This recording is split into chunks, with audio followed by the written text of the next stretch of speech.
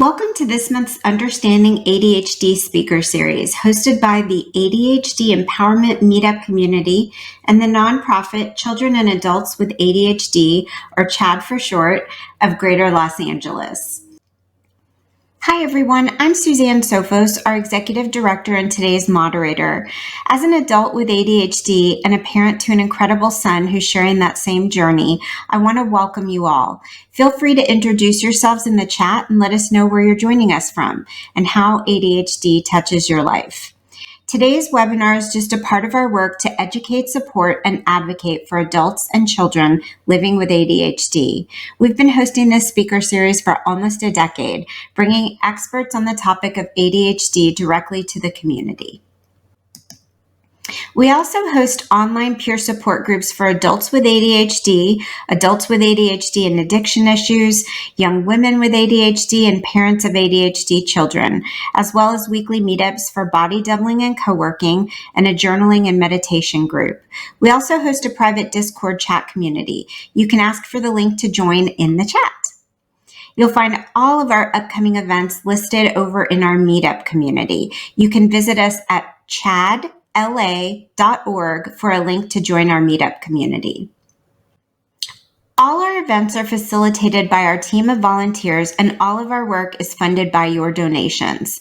It's our mission to ensure that ADHD education and peer support are accessible to everyone, regardless of financial constraints. While there's no fee to attend our events, as a nonprofit, we rely on donations and membership fees. So if you resonate with our cause and can contribute, consider a $10 or $15 donation. You can find the link in the chat or use the QR code you see on the screen. You can also visit our website to learn more about becoming a member of CHAD. To make the most of our time together, please keep yourselves muted during the presentation. We encourage you to engage freely in the chat and don't hesitate to share your questions and thoughts there throughout. If you have any questions for our speaker, post them in the chat at any time and our moderators will collect them for the Q&A that follows the presentation. Before we introduce our speaker, we'd like to share a brief evidence-based overview of ADHD. ADHD is a lifelong neurobiological condition affecting the brain's executive functions and delaying social emotional development. Executive function skills are crucial for accomplishing any task, and those are impaired in individuals with ADHD. This leads to challenges in self-regulation and self-management. For those of us with ADHD, coordinating our executive functions to provide the right amount of attention, focus, and effort for a task can be highly challenging. Studies show that if ADHD is not diagnosed and well treated, the related challenges can significantly decrease life expectancy by up to 13 years. However, studies also show life expectancy and outcomes are drastically improved by two things: a proper diagnosis and a lifelong holistic treatment plan. ADHD impacts every area of our lives, so it makes sense that proper treatment should also touch multiple areas of our lives. A holistic treatment plan includes a combination of ADHD education, skills training, medical treatment, and peer support. I want to expand a little on the brain's executive functions, which are both delayed and impaired in individuals with ADHD. These functions are what help us manage and regulate our planning, decision-making, learning, judgment, emotions, and actions. So really, if you're doing something, you're using your brain's executive function skills. There are several models to illustrate the brain's executive functions. This model right here on the screen is based on the work of Dr. Thomas E. Brown. You can see all the different types of jobs the brain has to manage to get things done.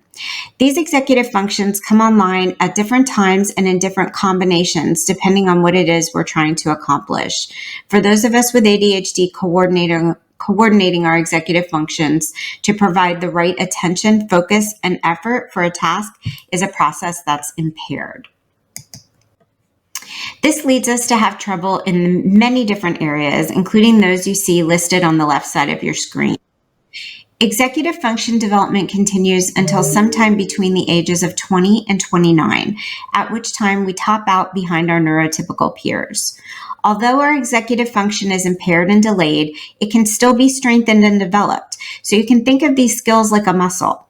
Along with medication or other treatments, receiving executive function coaching, occupational therapy, or creating systems for how you accomplish things can be key ways to strengthen your executive function skills even long after our 20s.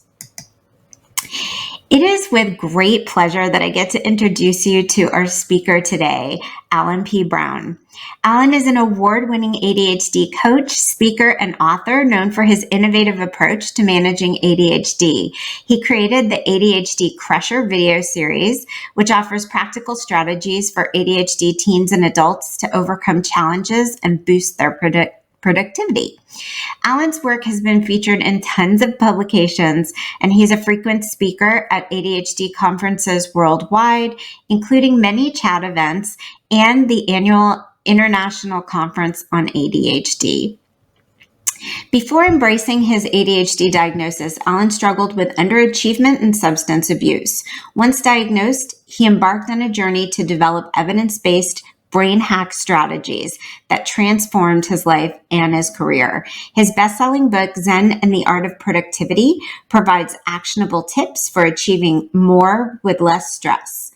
Alan's engaging and humorous style makes him a sought-after speaker, so we're very, very excited to welcome him today to our community. That's fantastic. So yes, I am Alan P. Brown. I'm an ADHD and productivity coach. I'm also a business coach to other coaches and a speaker / author. Some of you, as was mentioned, may know me as the creator of ADD Crusher. You can find out more about that at addcrusher.com. So this presentation is a preview of sorts of my proposed presentation for the 2024 International Conference on ADHD, 10 simple mindset shifts for more doing and less stressing. Today I'll be sharing with you 5 of my faves of these mindset shifts. So what got me interested in mindset shifts? What is that all about? So many years ago, I watched a public television special by Dr. Wayne Dyer. Some of you may have heard of him, called Change Your Thoughts, Change Your Life. And I bought the companion CD set, which I still have on MP3, and I listen to it once in a while. But his main premise was, if you change the way you look at things, the things you look at change. That's like shifting one's mindset. And I thought, well, that's a powerful concept I could use. And his content was based on the 2,000-year-old Tao Te Ching, which I recently tried to reread it, and it's just way too deep for me, which isn't saying much, by the way. But still, intrigued by some of Dyer's interpretations, I began experimenting with simple mindset shifts. Now, what exactly do I mean by simple mindset shifts? Well, if you know anything about me, and I see a lot of familiar names and faces in there, so hello, all of you. You know that I like science and evidence-based strategies. I don't do woo-woo, with all due respect to that. And I also like simple, learn it today, do it tomorrow hacks.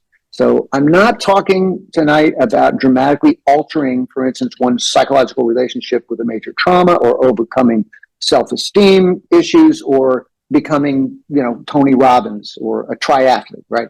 I'm focusing on smaller, easier shifts that can help us now, in the moment, in our daily doing. So, one example. When we start our day by looking at our long to-do list and our endless email box with 82,000 unread emails, and we feel totally overwhelmed because all these to-dos feel urgent and threatening, we are in what I would call a holy crap, I'm so overwhelmed mindset, right? Which the science tells us increases our cortisol and reduces oxygen to our brain, making it more difficult to prioritize our many to-dos, let alone do any of them. But we do have a choice. We can continue to be freaked out, or we can learn to pause and just realize that in reality, of all these to-dos and unanswered emails, none is really a problem right here in the now. What do I mean by that? So none of us has a real problem right here in the now. Otherwise, we'd be taking care of it. We all have long to-do lists with tons of problems and unanswered emails, yet we're all sitting here right now, all here in this Zoom together, and nobody's freaking out over any of those to-dos or emails, right? And last night, we all slept for 7 or 8 hours, hopefully, doing nothing about the many problems we have. So there were no pressing problems last night as we slept, but then we woke up and we look at our to-do list and our emails and we go, oh my God, there are all these problems, right?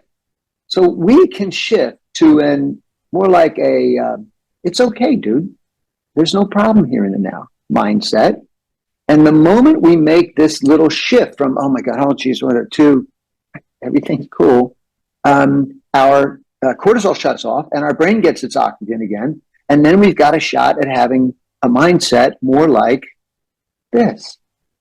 I know this may sound very Buddhist monkish, but it's really just a simple mindset shift. Now, some mindset shifts you would work on over time to ingrain that new way of thinking. A great example of that is what's known as a gratitude practice, a daily gratitude practice. So by taking just a minute or two each day to write down 3 new things for which you're grateful, and you do that 20 some days in a row. Now I'm going to quote the research on this. Quote, your brain starts to retain a pattern of scanning the world, not for the negative, but for the positive first. I do my 3 gratitudes every day. They're down at the bottom of my planner, 3 things for which I'm grateful. And so you actually are rewiring your brain. This is, again, that's language from the research. Allow it, and they're speaking figuratively, but allowing it to work more optimistically and more successfully. Further from the research, our brain at positive is 31% more productive than our brain at negative, neutral, or stressed. Salespeople perform 37% better after maintaining this gratitude practice. Doctors are 19% faster and more accurate at coming up with correct diagnoses when positive instead of negative, neutral, or stressed, etc. So just based on these 2 little examples, could mindset shifts maybe help you with productivity, time management, beating the overwhelm, attitude and mood, even better relationships? Yes. And at the very least, more doing and less stressing. Now, before we dive into the 5 that I want to focus on today, I want to share 2 key principles for success in shifting your mindset. First, shifting your mindset can be hard, but it is easier than you think. Think about it. We change our minds about things and people all the time. Very quick story. When I was at one of the ad agencies that I worked at in New York, I was a single guy, and let me click this because I track my time. And I kind of had the hots for this gal that used to work for the boss that I was working for now. And I asked the boss, I said, do you know Carol? She said, yeah. I said, well, I don't know. What do you think? She said, well, I'll talk to her. And so my boss spoke with Carol, and Carol was not into Alan Brown. Yeah, no. But about a week later, she was online at the New York the Metropolitan Opera House to get tickets. And right behind her was another colleague of ours who's a big opera fan. And they got, oh, how you doing, Carol? And they got to talking. And Carol told this colleague that she had just gotten back from Vietnam.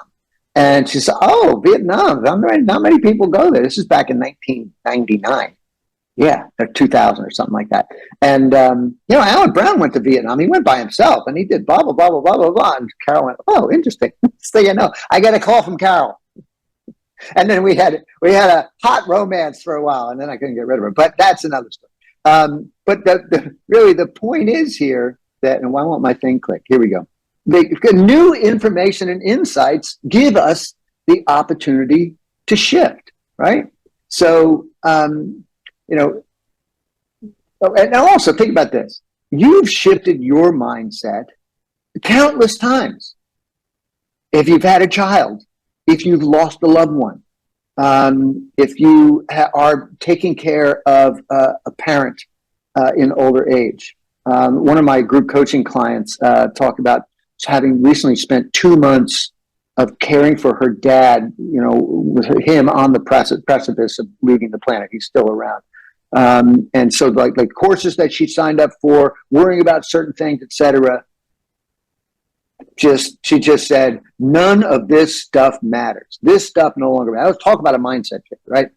Also, your ADHD diagnosis, right? There's a mindset shift, right?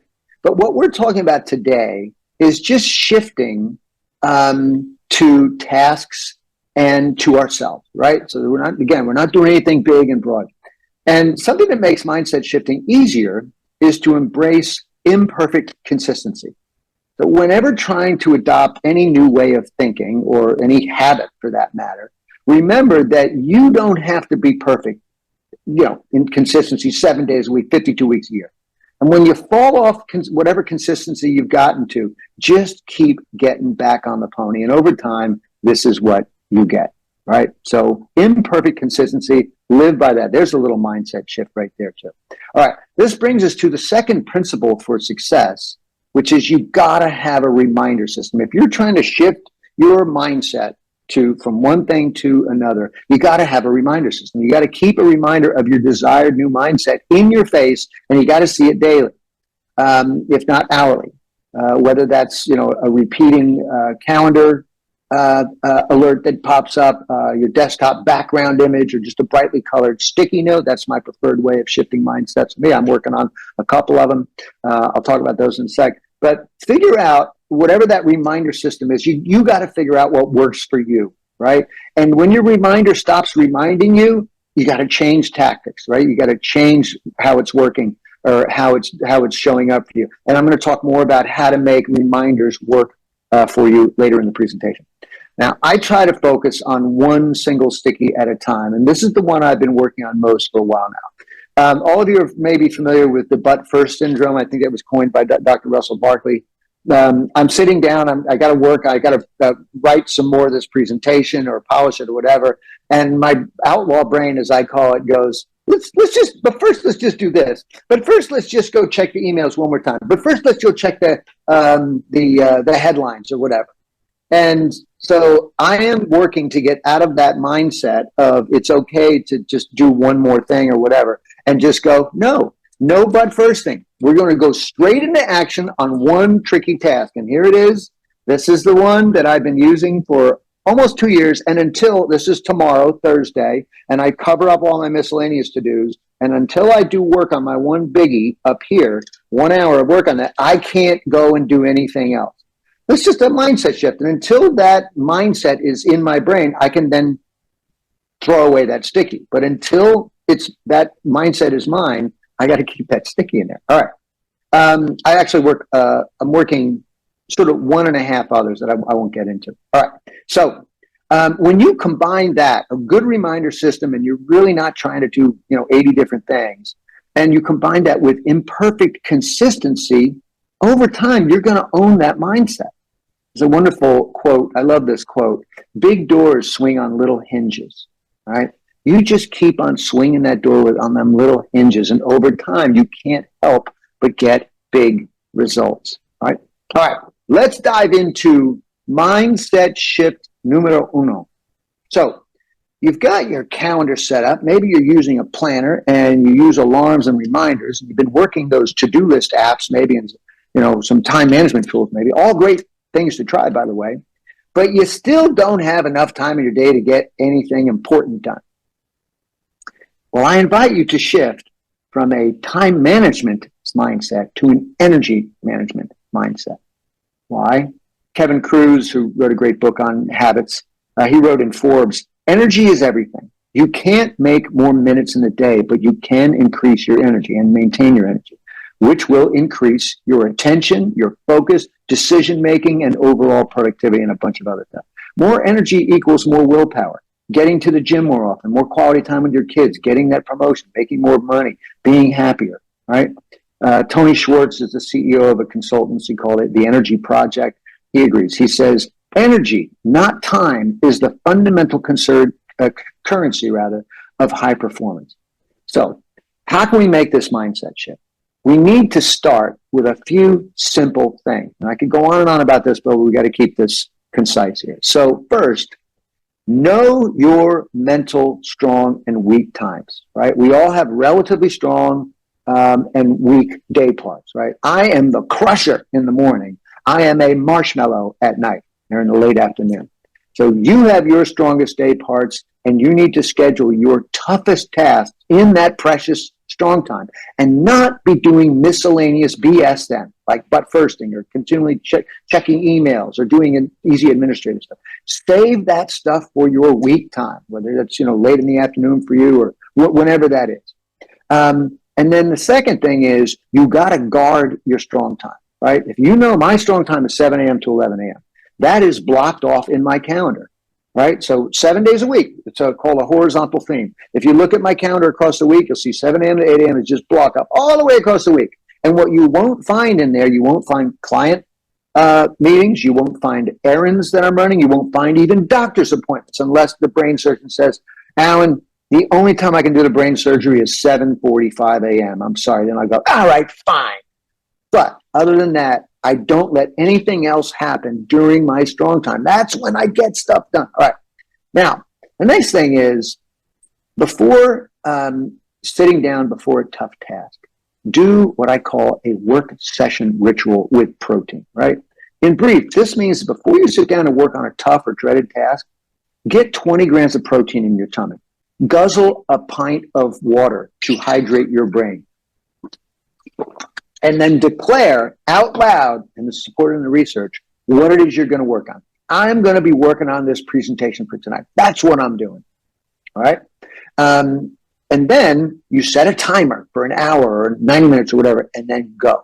That's a little work session ritual that when you get serious about it, it sort of makes a bigger deal about what it is you're going to be doing for the next hour or whatever. And it makes it less likely that you will get drawn away by this squirrel, that butterfly, or this butt first over here. Now, whenever you hit a wall, and you will, now even in your strong time, you're going to go, there's a thing called ultradian rhythm where we work in peaks and troughs, and you're going to hit a trough at some point, maybe 90 minutes in, maybe 40 minutes in.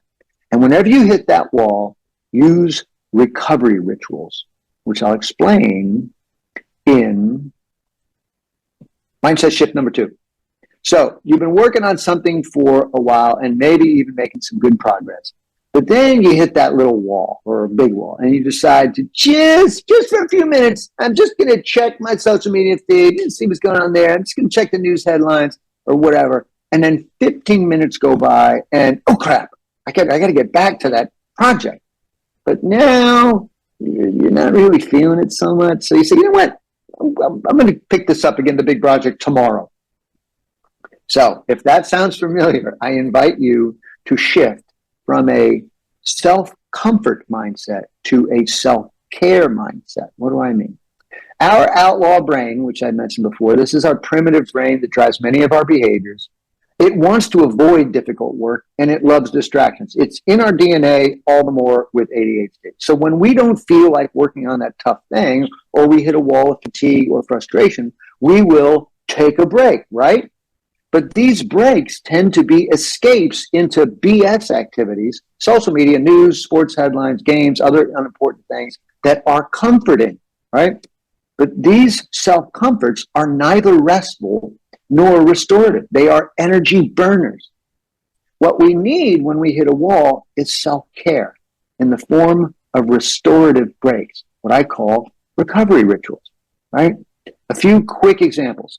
Getting up and stretching for even 60 seconds, get your circulation going and fresh oxygen to your brain. And you will, by the time you're done stretching, forget about checking the whatever. Tidy up your workspace. When you reset your environment, you reset your mind and body. Get up and grab more water and protein. Energy mavens eat multiple small meals across their day. Take a walk around the block. These are self-care because they save and restore your energy so you can get back to work and get done today. Now, nobody's saying you can't pursue your guilty pleasures, but don't do them while avoiding legitimate work, and especially not in your strong time. Instead, set some guilt-free time to do whatever those little vices are in your mentally weak time of day. I do my Instagramming after I've worked out and I'm icing my lower back from an injury, and I just get to go and butts around on Instagram as long as I want until the ice pack is no longer cold, and then I got to take a shower and sit down here and do something. All right. So, and make sure that you are doing those little appointments to do naughty things in your weak time, never in your strong time. All right. Mindset shift number 3. We suck at this. We're terrible at that. Tech stuff, I'm useless. Keeping my kitchen organized, forget about it. Being consistent with anything, I totally suck. So why even bother? All right? What do you suck at? Anybody want to share what they suck at? I mean, I suck at technology. I'd love to see if there's anything pops in the chat. Someone just shout out what you're, just put it in the chat. What you suck at? One thing. Doing I suck dishes. at many things. What's that? Doing dishes. Right? I suck at that. I suck at doing long, difficult emails. I suck at that. Or I suck at, well, all right. You guys. Keeping myself organized. There we go. Organized, Keep myself organized. I suck at that. So we have this constant chatter in our brain. I suck at this. I suck at that. I suck. Right? This is the ADHD, another form of the ADHD tax. Right? So I invite you to shift from an I suck mindset to an I am trying mindset. Beating yourself up is the opposite of brain at positive, the term from the research. You're hobbling your mental performance, right? And self-compassion ain't some, as some think, just some bunch of woo-woo. If you look at the science, little self-compassion, like I am trying, it's okay, is powerful. The simplest of self-compassion interventions have been shown to decrease the odds of depression and increase general happiness. And it saves energy. And this kind of mindset shift is kind of akin to the growth versus fixed mindset, which Dr. Carol Dweck at Stanford, some of you have seen her TED Talk. If not, I encourage you to Google that. She uses those terms to describe people's beliefs about their learning and their intelligence. So those with a growth mindset believe that, quote, their most basic abilities can be developed through dedication and hard work. Contrast that with a fixed mindset in which people believe that they are either smart or dumb, lousy or great, and no amount of effort can ever change that. Her research shows that those who embrace a growth mindset learn more, learn faster, and perceive failures as opportunities to improve. Sounds a little bit like the benefits of a gratitude exercise. All right. Belief is the key idea here. When we believe we can improve, we do. But constantly berating ourselves, right, beating ourselves up, the I suck mindset, that is self-loathing. It's even worse than a fixed mindset. And here's how to start this mindset shift. Watch your mind's language. Again, all of this stuff cited in research. After a setback or a screw up, we might think or say, I'm a failure, I'm an idiot, and I'm a dummy. I used to call myself dummy because my father was a drunk and he called me dummy, and I did a lot of dummy things.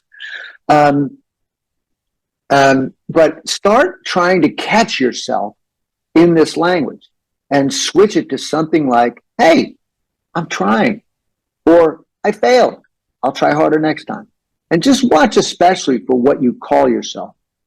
Switch from any negative to a term of endearment. So maybe like a positive nickname, or as I do now, I call myself buddy, right? You're trying. Come on, hey buddy, you're trying. Keep on trying. Let's take a break, a restorative break, and let's come back and try this again. To paraphrase self-compassion researcher Kelly McGonigal, who's written a number of books on this, which self do you want to be tomorrow? The one that screws up, doesn't meet your high expectations, and doesn't deserve compassion? Or the self that is your friend, who's imperfect but ultimately wants to and will do the right thing? So now we can take this mindset shift, this one, to the kind of the next level with mindset shift number 4. Right? I was late again. I lost my phone again. I'm scrambling to finish that thing at the last minute again. I blew it yet again. Anybody relate? No hands, no anything, right? I blew it again, right? So I invite you to shift from an I blew it again mindset to an, dig this, I am pissed off about this mindset, right? Yes, get pissed off about something from your recent past, whether it's days ago or just an hour ago. Particularly something you did or continue to do that gets you really frustrated. See, every day we generate a range of emotions: anger, joy, frustration, worry, etc. And these can be either an energy drain, e.g. self-loathing and beating yourself up, or they could be high-octane fuel for our productivity, because most emotions have what's known as adaptive value, meaning they can be leveraged into correct action. Negative emotions in particular. Anger has massive adaptive value because at the heart of anger is an underlying sense that something must change. This cannot stand. When I get angry about something, it's because something is not right in the world. And as author Solara Green puts it, and I'll quote her, anger is the tip of passion. You wouldn't get upset if you didn't care so much about this thing that you messed up again. So if there's something that matters, there's going to be some energy there to deal with that thing that you're angry about. She says, put the anger and its energy in front of you. What's triggering me?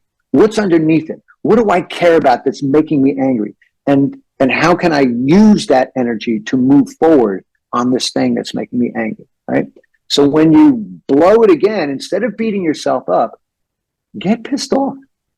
Now, get pissed off at the situation. Don't get pissed off at yourself, because that's the berating that we don't want to do.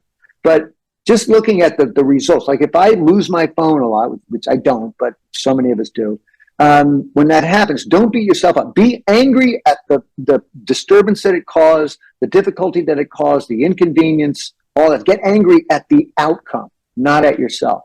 And when you get angry enough about something like that, and you get fired up about what must change, this cannot stand, I'm not going to do it again, you will start to work your mindset on, I ain't going to let this happen again. So, example, I don't leave my truck without my phone in my hand and my key in my hand. I just don't do it, because I've done it a couple of times with the engine running back when I had an old school truck.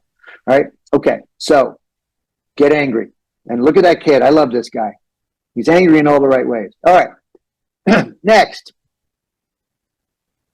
Finally, mindset shift number 5.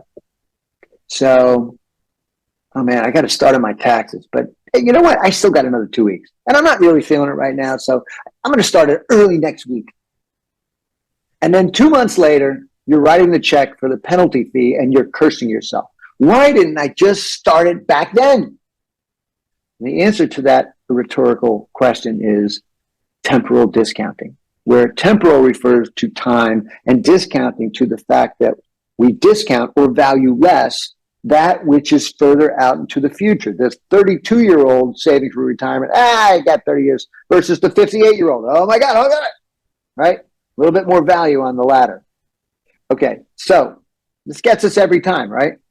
That's why we're doing it at the 11th hour, trying to scramble, make excuses, etc. So if temporal discounting is one of your favorite ways to live, I invite you to shift from a present self mindset to a future self mindset. See, we are hardwired to prioritize short-term over long-term needs. This is part of that primitive brain that I call the outlaw brain. A top researcher on procrastination is at UCLA, Dr. Hal Hirschfield.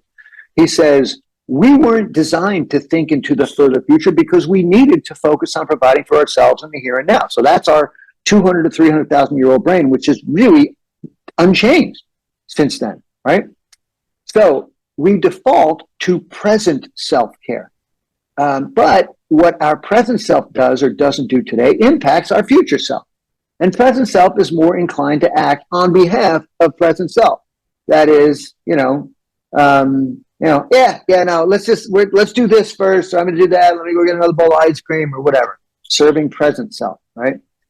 So, and as such, your present self is always screwing over your future self. So this is real interesting. Hirschfield's research even suggests that we tend to view our future self as a stranger. He says when we procrastinate, parts of our brains actually think that the tasks we're putting off are someone else's problem. And present self will happily escape into TikTok or news headlines or needless email checking. And then the night before that project is due, your future self, who's now your present self, is infuriated. Why didn't I start this sooner? What was I thinking? Now, here's the good news. Research shows that the more we think about our future self, the more the more appropriately our present self will act, right? So the more responsibly. So next time you catch yourself kicking back and saying, I don't feel like doing that right now, and I still have plenty of time, invoke your awareness of temporal discounting and make this shift by asking your present self, how will future me be feeling that night before it's due or whatever? And how will future self feel about present self blowing this off today? Just doing that helps you get into action. That's from the research. And to help prompt that and some of these other mindset shifts, maybe you just put a little sticky that just says, what about my future self? Where you'll see it every day where you're somewhere where you're working, right? So again, my current biggest mindset shift is right here. That's going to stay there until it's sort of wired. All right. Okay. And to keep all these five fresh in your magnificent minds, I'm just going to do a quick recap of these, right? Time management, right? Shift from time management to energy management. Your single best time management tool is knowing and guarding your mental strong time. 2, shift from self-comfort to self-care. Stop taking comforting escape breaks and start taking restorative breaks. 3, shift from I suck to, hey, I'm trying.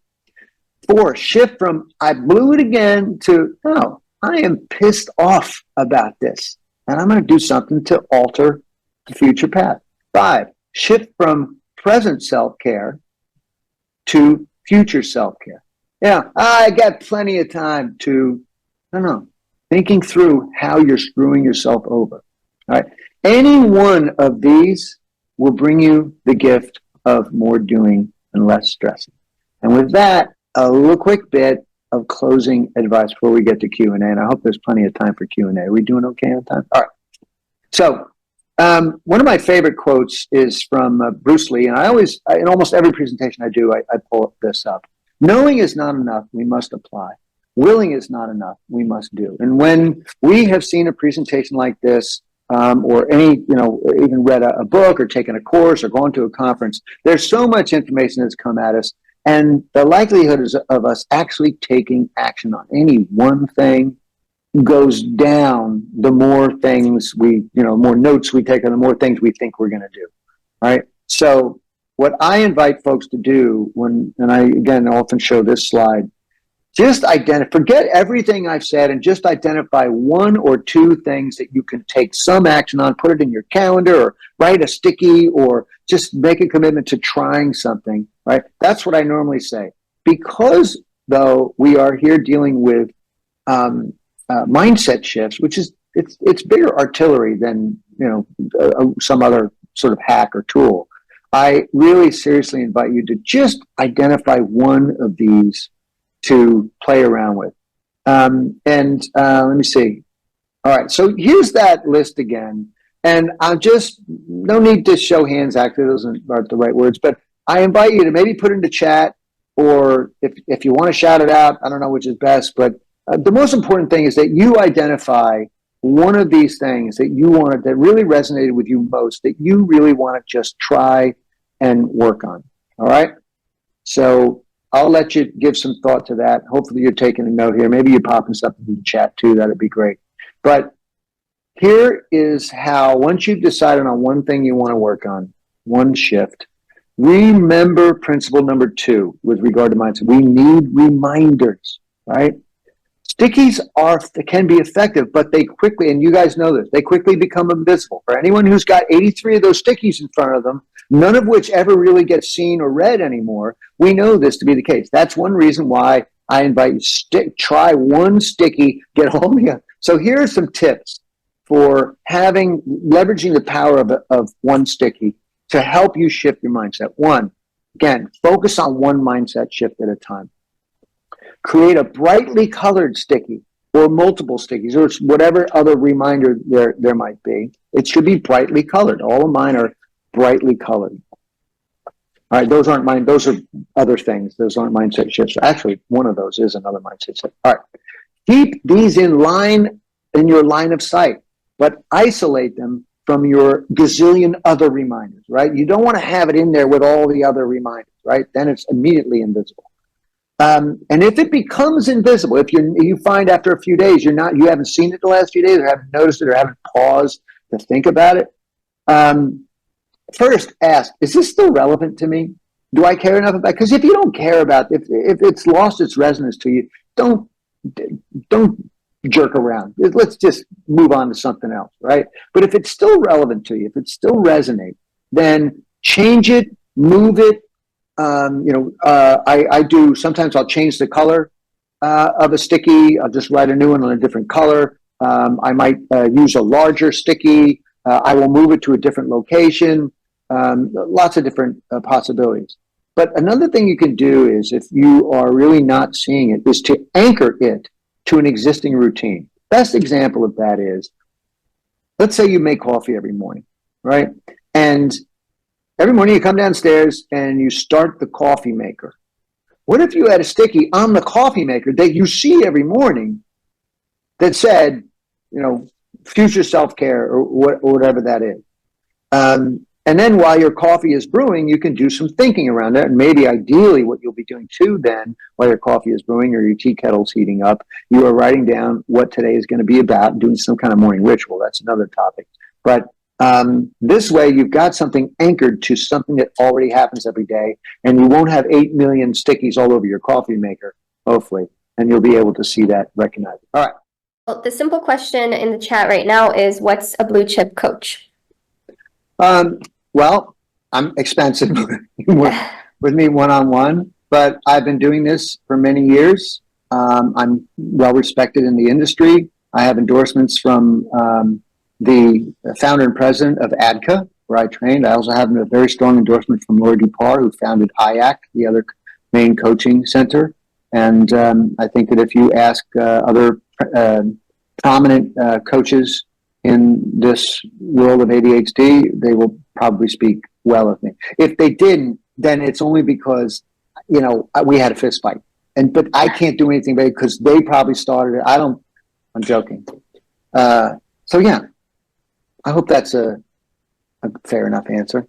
That's fantastic. Would you say what your one-on-one fee is in the chat? Just out of curiosity. Sure. It comes out to about $325 an hour. Okay. And I take so it's not outrageous. Yeah, it's not completely outrageous, but I know most folks cannot afford it. And I take very few private client seats. I only have 3 at a time. And right now I'm full. But thanks for asking that question. Amazing. Yeah. Okay, so a previous question from a member was, what if you're full of energy in the morning/day, but cannot make yourself sit down to actually do the big tasks? Only when the anxiety kicks in later in the day does the work start. FYI, I eat protein, drink water, and exercise in the morning. Yeah, so that's an interesting one. And that, in one sense, there could be a little of, and it's very common for many of us, a little of, I need the anxiety to go. I need the, oh my God, I'm running out of time. This is the classic, I got decent grades in college, but it was only because I pulled an all-nighter before every final. And so many ADDers that I work with, many of whom are professors. I work with a fair number of professors in my group coaching, and some of them have gotten through. Even MDs, I work with a number of psychiatrists, believe it or not, in my group coaching, and so many of them got through their PhD by waiting for the urgency to arrive. So that's one thing to look out for. The other thing that I would invite you to do is just take a closer look at that energy that you do have in the morning, because if you've got energy, if your mind feels like it's on, but you just don't feel like doing the difficult thing, I would consider trying a real regimented work session ritual. Like you commit, I'm going to try to work on this difficult thing in the morning, tomorrow morning, whatever. You put it in your calendar. You have an alarm pop up, a reminder pop up 10 minutes before. You hopefully have blocked off other things. Nothing else is going to derail you. And you go and you get that 20 grams of protein. You really hydrate. You get your hot beverage of choice. And you sit down somewhere quiet. Hopefully, maybe it needs to be in a place other than where you usually work. I work in a number of different places because that's a very powerful little brain hack, by the way. It's called venue change. I call it venue change. I was working in my attic this morning, and then I was working here, and then I was working outside on the pergola, yada, yada. But I just invite you to give it a real good shot, because it may be that you're just not feeling like that kind of work, but it doesn't mean that you can't necessarily do that kind of work. So take a look at it. Thank you for that answer. Another follow-up question, how do we be angry and pissed off without falling into shame or triggering anxiety? In addition, how do you future self-think without triggering anxiety? All right. So let me do the first one first, which is how do we get angry about something without triggering shame? Again, you recall I talked about don't be angry at you. Be angry at the situation that occurred. Be angry at this. This really sucks that I have to borrow somebody's. I'm speaking of locking my keys in the truck, right, with the engine running, right, with my phone too, and the frustration of an embarrassment of I have to. Can I borrow your phone? And calling my wife and having her to come up to wherever I am. Hopefully, it's not 80 miles away, whatever, or calling it. It's just get sick of that. Get sick of that outcome. Not I suck, I'm a loser, here I go again. That's not helping you. But getting angry at I don't want this shit to ever happen to me again. Right? This is how I stopped being late. I just got pissed off. I don't want to be late anymore. And I have a couple tricks for that I won't get into, but I'm not beating myself up for being late. I'm just saying I'm done. I'm fed up with it. I'm angry about it. And again, remember, it's about taking the emotion of anger and adapting it into some correct action, right? That's all we're doing. You hear, about the mom whose child is trapped under a 3,500-pound car and she goes out and she lifts it from the bumper to free her child or whatever. I mean, we do amazing things when there is emotion involved. Not all emotions are adaptive like that, but anger is definitely one where we can channel it into correct action. So don't beat yourself. If you catch yourself being angry at yourself for what you did or what you continue to fail to do, say, you know what, I'm trying. And in fact, getting angry about it is a form of, hey, I'm trying. Now, the other question was about how can I look out and consider future self without creating anxiety?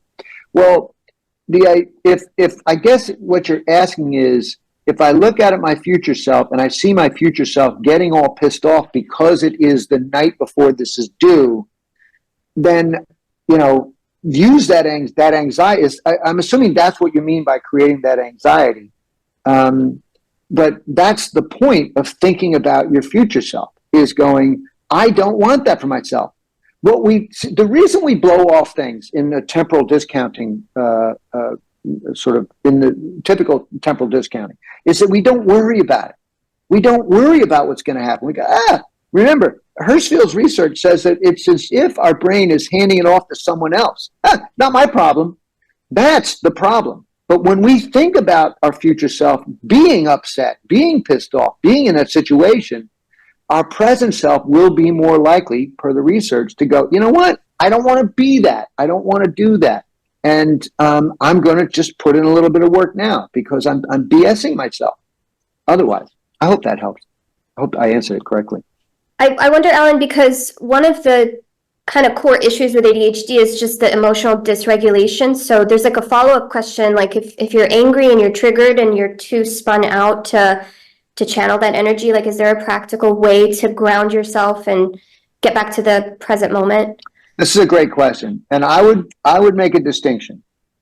The typical emotional dysregulation comes, and I'm not speaking as an expert in this area. I mean, if there were a William Dodson or someone here, I would definitely check it with them. But most of the emotional dysregulation we experience is from events and people, right? Somebody, does something, says something, threatens our self-esteem, or we look stupid, or whatever, or this thing happened where I don't know. Here's one that I did because I'm from New Jersey. So here's what happens. I said I'm here in front of my front window, and I've got a sign next to my lavender that says, "Please don't let your dog piss here." Right? And then I look out the window while I'm working, and I see the guy standing next to his dog. So my emotional dysregulation, which I have pretty much under control, but I want to go get a baseball bat and I want to break this person's legs. That's the Jersey way, and I really get bent out of shape about it. Now that's an event. It's a person. It's an unfairness too. There's unfairness. But now that is different from I am going to get angry at the result of this thing.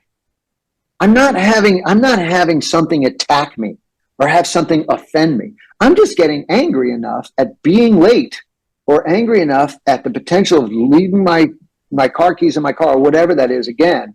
So I don't happen to think that this fits under the category of something that will cause emotional dysregulation. That was a fantastic answer. Follow-up question, how would one correct negative thoughts and boost motivation? I think we need to be a little bit more specific on exactly what the negative thoughts are. But if you take, for instance, the I suck, I suck, I suck, I suck, as just a sort of a generalized statement of, negative self-talk, whatever, we just correct that by doing two things. One is we adopt some opposite language. I am trying. It doesn't have to be, I am great. I don't suck. I'm the best. F that stuff. That stuff don't work.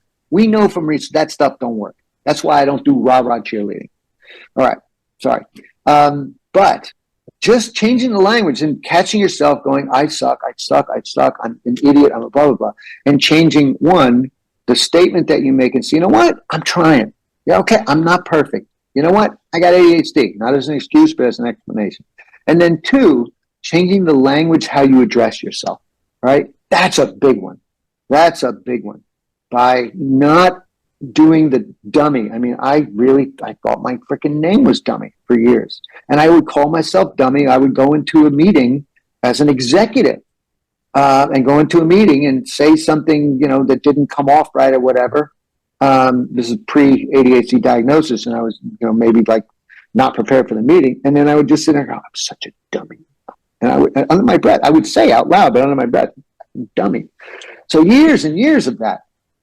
So I just learned over the years from reading research and listening to a lot of smart people that if you just switch that to, hey, buddy, you know what? Next time, let's prepare for the meeting. And I actually started to prepare for meetings by setting a little alarm that went off 10 minutes before every meeting where I could just write down 3 smart questions I might ask or whatever. And that really helped change the trajectory of my career in advertising. That is huge, Alan. And like the first thought that came up for me was like, this sucks. Even that little tiny change. You're talking about the situation and not about yourself. Yeah. That's a great example of the I blew it to, I'm pissed off about this. This sucks. This outcome sucks. It's not that I suck. I made a mistake, right? But this sucks. I don't want things that suck. Let's get fired up about altering something so that we don't do that anymore.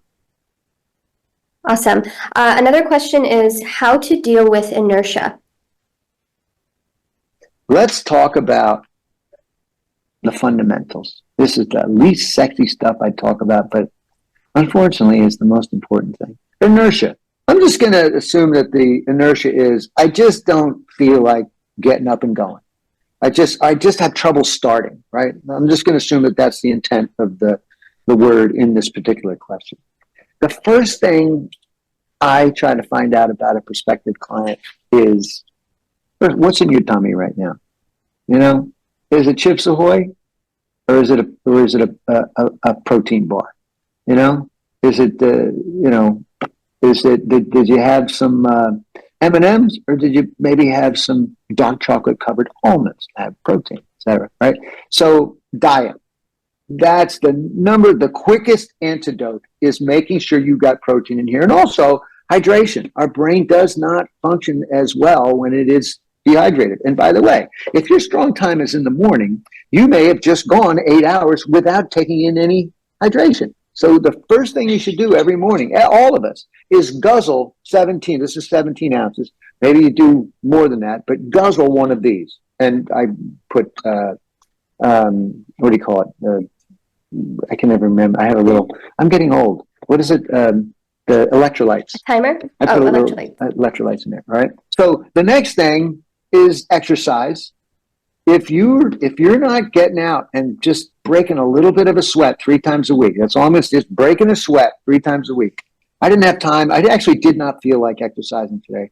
And my usual thing is I go 45 minutes on a stationary cycle or I run 2 miles. I didn't feel like it. You know what I did? I just got up and I walked. I walked 1 mile at a brisk pace up and down hills in my neighborhood. That was it. 18 minutes I broke a little bit. You do that 3 times a week and you will have more energy and fewer issues with inertia. And then the last one is sleep. Man, and this is really the big one. It's, the diet is the one that has immediate results. The exercise is one that has longer term results, but the sleep is the one that has the deepest results. And I don't have to tell you guys that ADHD is often misdiagnosed with sleep deprivation and vice versa. And when we are deprived of sleep to any significant extent, even minor extent, our effective IQ is reduced.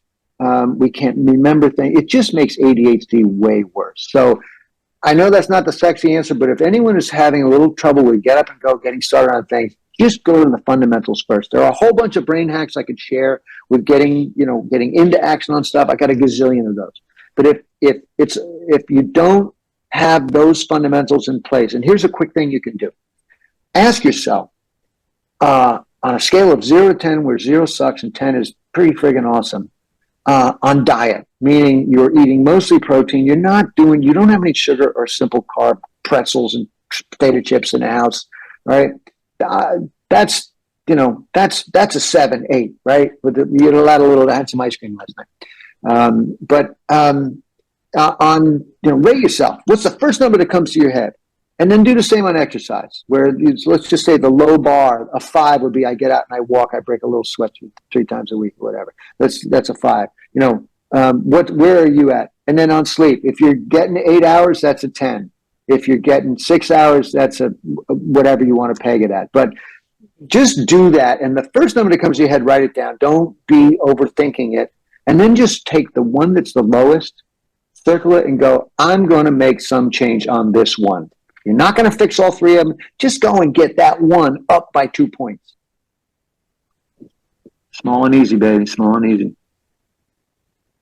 Awesome. And I think inevitably working on any one of those boosts the other ones. You just absolutely become that person, right, who is regulated and who's making good choices. That's right. Thank you for saying that. Because indeed, if you are not getting enough sleep, you're sort of groggy in a day, you're less likely to take the time to prepare yourself a decent meal. You will go and grab for the shelf-stable stuff. When you are not exercising, you will probably end up maybe taking more of your medication or a little bit more sugary food because to get that energy that is not there as a result of doing regular exercise. Which, man, I exercise 6 days a week, nothing crazy. I'm no Arnold or anything like that, but just mainly cardio, some weight stuff. But when I miss 2-3 days in a row, I feel it. I feel it in my brain. I find myself taking more Ritalin. Thanks for making that mention. And Suzanne, just doing a time check. We have till the half hour. Yeah. Awesome. You do. Okay. Lots of questions, Alan. But you're well hydrated. I am indeed. What tips do you have for being on time? It's been a chronic problem for me since preschool. I was told I have time blindness. It's the main reason I am self-employed. Yeah. So I love this question. I love this topic. And I have a little thing. Well, let me just first say this. The biggest reason I find that people are chronically late is because they don't think they're going to be late. Right? Okay. So you know what time you need to pick up your daughter, right? You know that's at 9:30. Why am I looking at 2 timers there? 3 timers. 3 times. Okay. All right. You're freaking me out now. I have no idea what that's about, Mike. Sorry, Susan. All right. So anyway, what's the classic scenario? Oh, I've got time. Yeah. And this is like 3 times a week. You're late to pick up your daughter. Because you sit there at the house and go, no, I got time. It only takes me 15 minutes to get there, which is not true, right? And if it were, you don't know if there's going to be traffic, yada, yada, yada. So the problem is that we don't think we're going to be late. And then we're late, and then we're cursing ourselves, and then I'm such a loser, I blew it again, right? So one thing is get angry. Get angry about being late. Don't beat yourself up. Don't say, I'm a loser, I'm a bad parent, or whatever. Just get angry at the outcome and the embarrassment for your daughter or whatever. Okay. And then here's what you'd start to do. Here's a mindset for you. WWGW. What will go wrong? What will go wrong? So here I am. I know I've got to pick up my daughter at 9:15 or whatever that is. And it's 8:15 now, and I go, I still got an hour. Wait a minute, what will go wrong? What will go wrong? And I know the script because it happens 3 times a week or whatever. What will go wrong? Well, I'm going to listen to one more segment of the radio program. I'm going to just go, do one more errand. I'm going to reply to one more email. I'll still have time, if I leave, at 9:05 because of blah, blah. No, bullshit. That is not how that works. You leave at 5:09 because you don't know, blah, blah, blah, blah, blah. What will go wrong?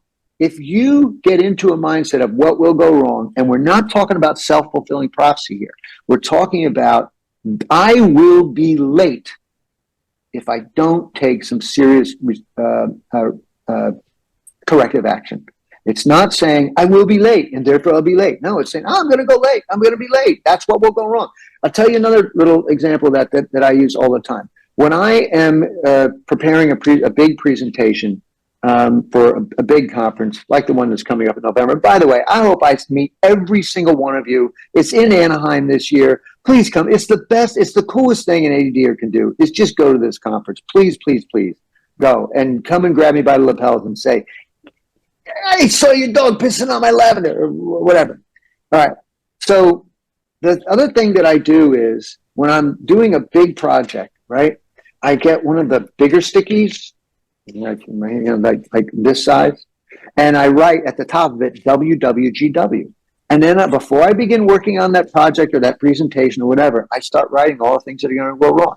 I will show up at the conference in the room where I'm presenting with no adapter for my Mac, or I will forget to bring my charger, or I will be toward the end of the presentation and realize that I never finished the end of the back section or whatever, or my handout will be a piece of crap because I left it for the last minute. I'll just list all the things that will go wrong. This is the opposite of self-fulfilling prophecy. This is no, I am aware of what will go wrong and I don't want it to go wrong. So here's my list. And before I get on the plane or the train or in my truck to go to that conference, I have every one of those boxes checked off. Amazing. What I love about your advice, Alan, is you're not giving us like tips and tricks as much as you're giving us ways to cultivate our own awareness and figure out what are the patterns that we are recreating and really understand why something happens. Because what I see a lot of is people just saying, you just need to try harder, you need to focus better, you got to use more timers. Right. So thank you for that. This is real stuff. This is, I just want to say, to add to what you just said, awareness is number one. That's the name of the game. Being more aware of why we do things, how we do things, how our brains work and how they don't work. That's why this chapter, Chad, is so awesome, because I love that you did that thing about executive function at the front end. That's brilliant. It's the more we understand about what our brain does well, doesn't do well, and why we do things and why we're motivated, like our outlaw brain, the more likely we are to be able to take a tool or a hack or a suggestion and put it to work for us. Sorry to cut you off there, Yulia. No, you did not. That was perfect. And I just want to share, personally, the biggest change and shift that I've had is because of my mindsets.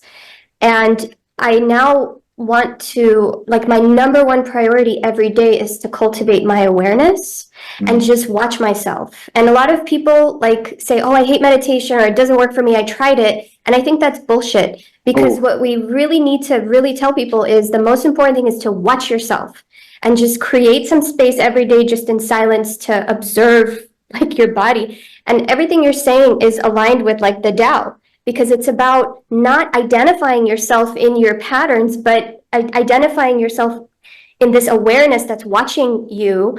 And once you really get that, it's like you can't unlearn it. And then you start to cultivate your mindset proactively instead of just reacting to all the circumstances around you and just looking for evidence of why you suck. So the best advice I've ever gotten, and I'm going to be crass, is, hey, you can feel shitty, but you're not a piece of shit. Like, separate those two things. So that brilliant. There's a mindset shift right there. That's fabulous. Well said. All right, more questions. So what do you recommend if you get energy at night and you can get into work mode or hyper focus, and you want to ride with it, but you also don't want to mess up your sleep schedule. Yeah, and then follow up to that, how do you break out of whatever you're doing that you were working on before? Okay. Well, let me answer the second one first. And I know this can be a real tough thing with hyperfocus.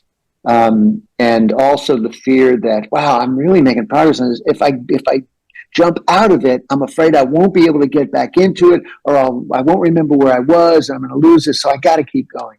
I would say to that, set a timer. That's why one reason why it's so important to set a timer. One is, and we all know what timer is, right? But one reason is, I'm going to try to work until this 1 hour timer goes off, or this 90-minute whatever. But the other thing is that when it does go off, you can then ask. It's a reminder to ask, do I really need to pursue? Is there something else that I should be doing? Is it time for me to go to bed? And maybe I can, hit snooze on it, or just add another 10 minutes or whatever, and then at least have the opportunity to make a judgment, a better judgment. What we often do is we will just go, I'm not even going to think about it. I'm just going. I'm going in. I'm going. I'm going to stay. I'm going to keep going. And that's where we get into trouble, is when we're not being conscious. We're not making a conscious choice. Let me talk about this very common thing about I get energy at night. So, and I think it was Dodson who talked about this on an ADA webinar that I hosted. And he talked about how ADDers are more likely to have that second kick later in the evening. That second wind, or whatever you want to call it, unfortunately can be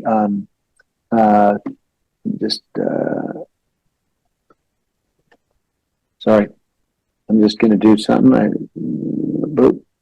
Okay. So we have to be aware that it may not represent necessarily a strong time for us. Let's just talk, if that were your strong time, and I think it's like 8 or 12%, I forget, of human beings, their strong time is in a night owl. They're called night owls. They're like after 11 p.m. or something like that.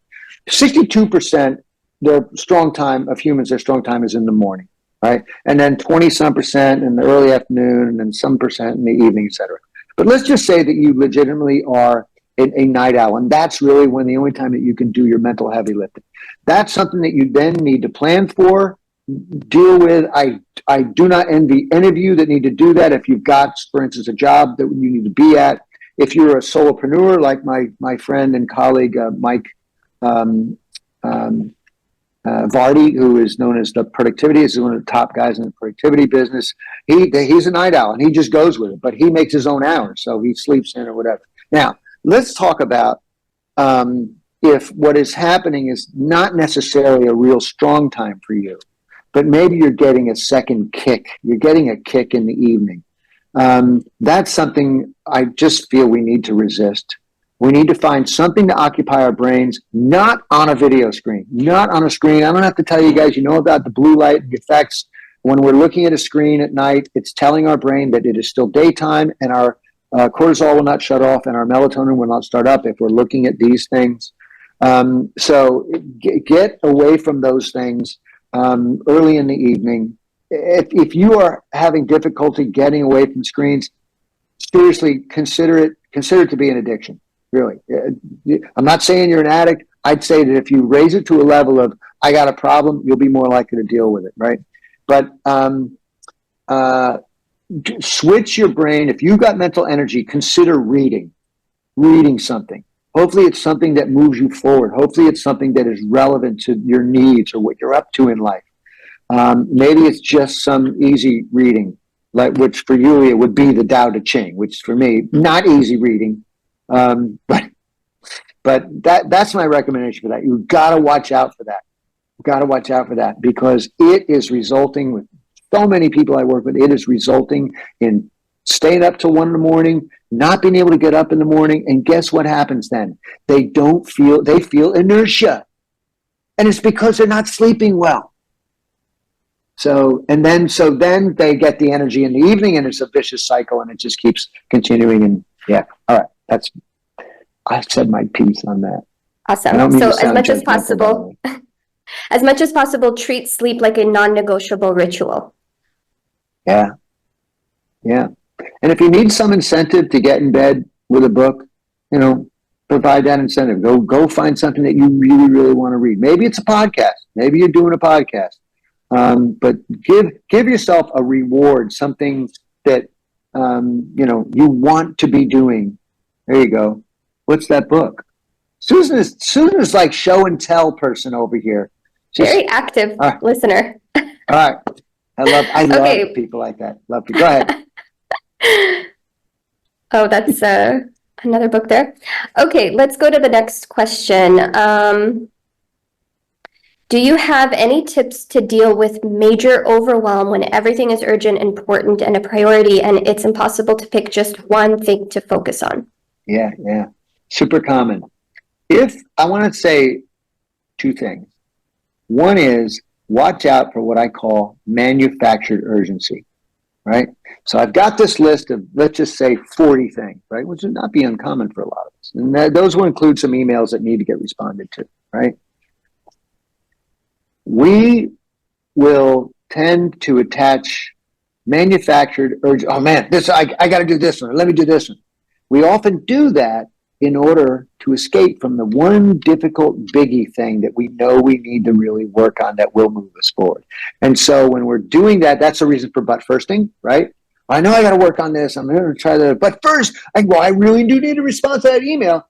And reality is, if we questioned all of those, probably 85% would be, you know what? It did not have to happen in this hour. It did not have to happen before noon.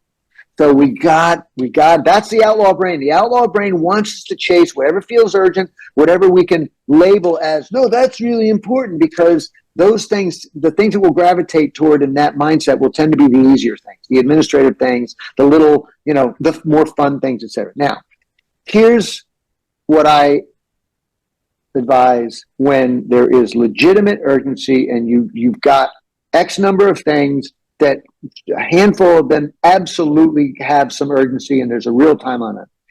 Do the 3-3-3 filter.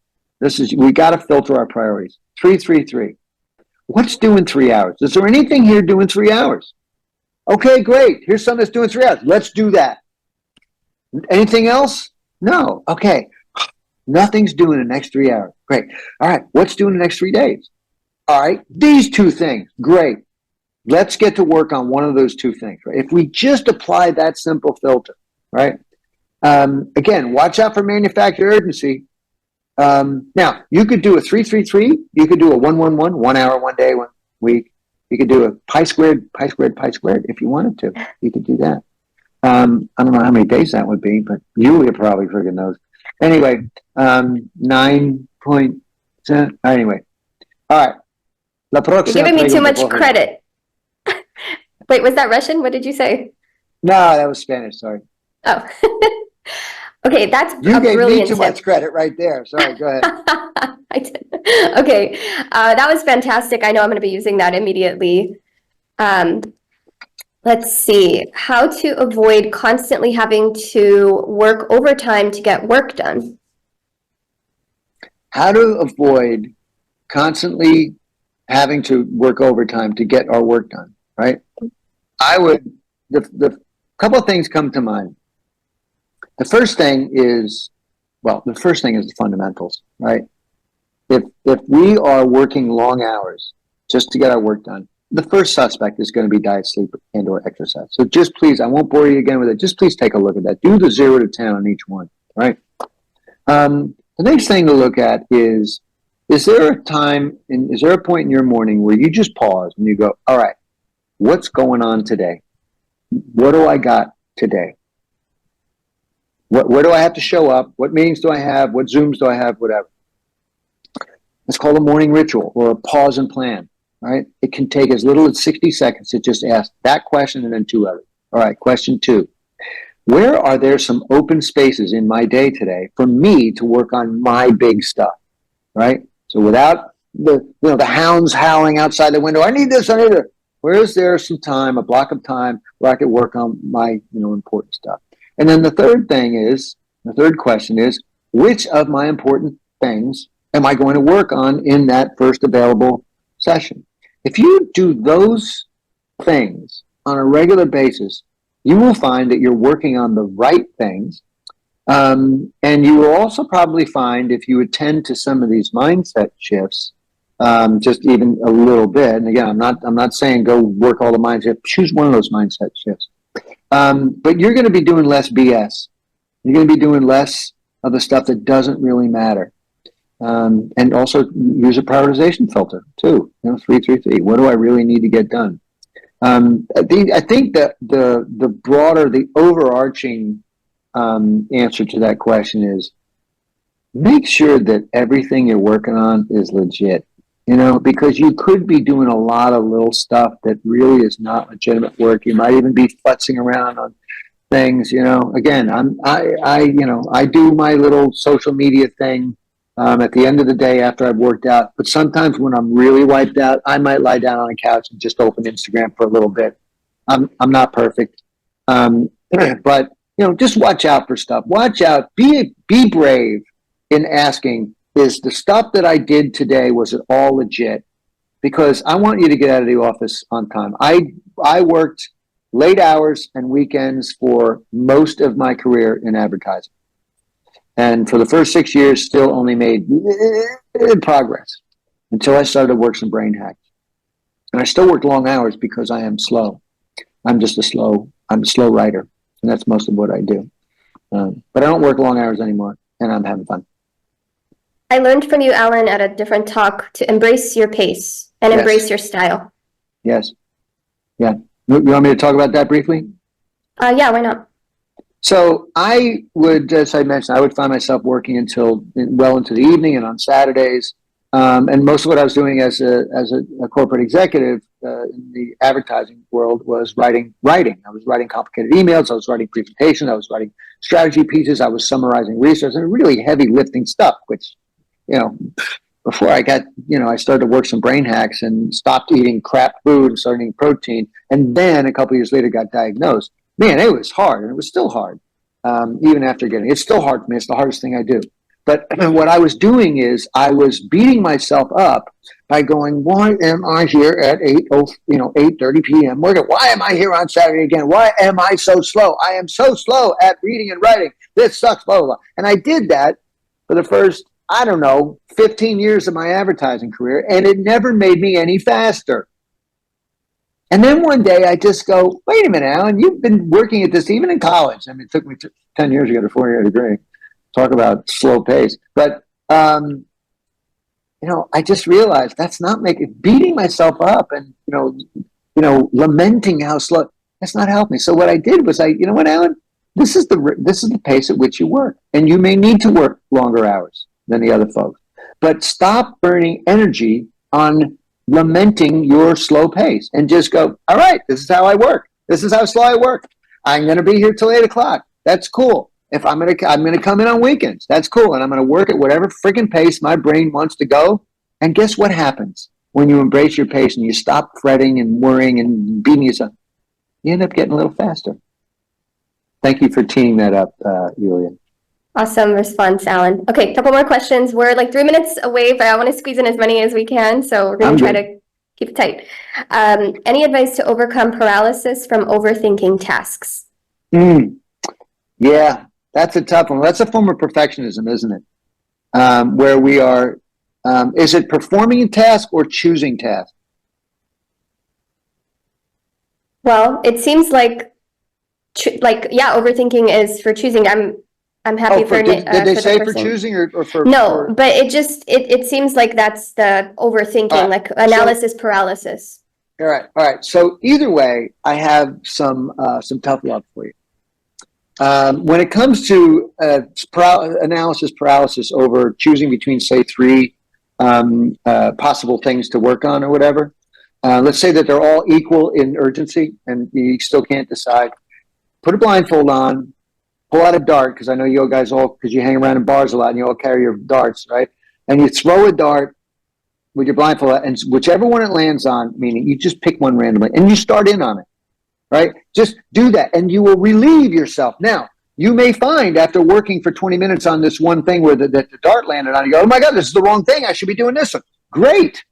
That action helped you decide and confirm that this is the right one to work on, not the one you started. All right. Now, if you are in analysis paralysis on how to begin working on a project, particularly, and this happens with the complex things with different moving parts and a lot of, right? Here's my loving advice. Start tiny anywhere. Just start. Start on the tiniest thing and then start. It doesn't matter, anywhere. Start at the least perfect, the least anywhere. I just sent out an email last week, and I did a post in the Crusher TV Facebook group about, here's how I engage a difficult project or task that I've been sort of putting off. One, I opened my laptop. I just started. Tiny. Anyway, I opened my laptop. And then I wait for my outlaw brain to say, we don't really want to do this. Let's do this later. Here's the rationale for why we should above it. And I go, you know what? Who are you? And then I open the document which I'm going to be working in. Small, tiny, doesn't matter. Just anywhere. Open the document. And I wait for more crap from the outlaw brain, etc. And then I just finally, I wait for more negotiation. I go, okay, you done? You done? My outlaw brain is right over here. And then I go, and I start anywhere. And then and when you're in it, you can now see where you need to be. Oh, you know what? I need to work down here. All right, that's that. That was too long an answer. Sorry. I love it. Squeeze in a couple more if we can. The best thing I learned from you was it always feels better to be in the middle of a task than in the middle of procrastination. Oh yeah, that was I forget who uttered that quote. It's a beautiful one. We find that, yeah, you said it well. Let's see. Question. I see a pattern of self-care. Please give us 3 more examples of restorative self-care rituals. Great. Thank you for asking about this. I appreciate that you appreciate this. So I mentioned venue change. So here's something that I do a lot. I'll do a work session. I'll hit a wall, and then I'll go, you know what? I'm going to pick up and I'm going to move to a different location. So I work here. I work up in my attic. I got a little window overlooking the San Diego harbor. I will go out to my studio in the backyard. I'll sit at that desk, and I'll go out to the pergola. Sometimes I will get in my truck. Why do I have a truck? Because I have a huge shotgun rack, and I need to be able to fit. I'm joking. I don't have a shotgun rack. I have an Italian motorcycle, a racing motorcycle, and that's how I get it to the racetrack. And I think I'm going to see one of the people on here on Friday, because I'll be driving through her neighborhood on my way to the racetrack. That's why I have a truck. All right. So sometimes I'll get in my truck and I'll drive down to the airport and sit next to the runway and where the planes are coming in, and I'll just get in the passenger seat with my hydration, my decaf coffee, my pocket full of Ritalin, my protein, and I will just work for an hour there. Venue change. There's one. That is a restorative thing. Getting up and moving to another location gives you a psychological fresh start. Another thing is you could do a power pose. Have you heard of these? Right? There's a little controversy over them, but you stand with your hands on hips, chin up, and you just breathe. You could also do a little breathing exercise I won't get into, but you stand for 2 minutes and just let your mind get quiet. And what it does is it increases, it lowers your cholesterol, and it increases testosterone, which everybody has. Women, you got to be careful. If you do it too much, you have a little patch of hair on your back. You have to watch out for that. That's a joke. But yeah, there's a whole bunch of benefits to it. Power. You get up and walk up. Go pull some weeds. That's another one. Go pull some weeds. Seriously, go out and pull just 3 weeds. You don't have to weed. Go just pull 3 weeds. If you don't have a garden, go pull your neighbor's weeds. Seriously. I'm sure they'll appreciate it. Okay. There's research in that one too, by the way. Go ahead. Final question. Let's see. I'm going to try to read this first. People with ADHD often feel a sense of reward just by imagining their goal being done. How can we overcome this and actually take action to achieve that goal? Yeah, so this reminds me of something I call the constant season of learning. We buy the book because we envision the goal, or rather we envision the benefit of the book and how we're going to achieve a goal because of purchasing that book. So we get dopamine hits from hitting, purchase. When we sign up for a course or even sign up for a free masterclass or a presentation, we get dopamine hits from going, yeah, I'm going to do that. But then it comes to, all right, I've got this learning. I got to do something with this now, meaning I actually have to do some heavy lifting, right? That's when That's where we end up in this constant season of learning, which everybody I've ever worked with had some form of this at some point.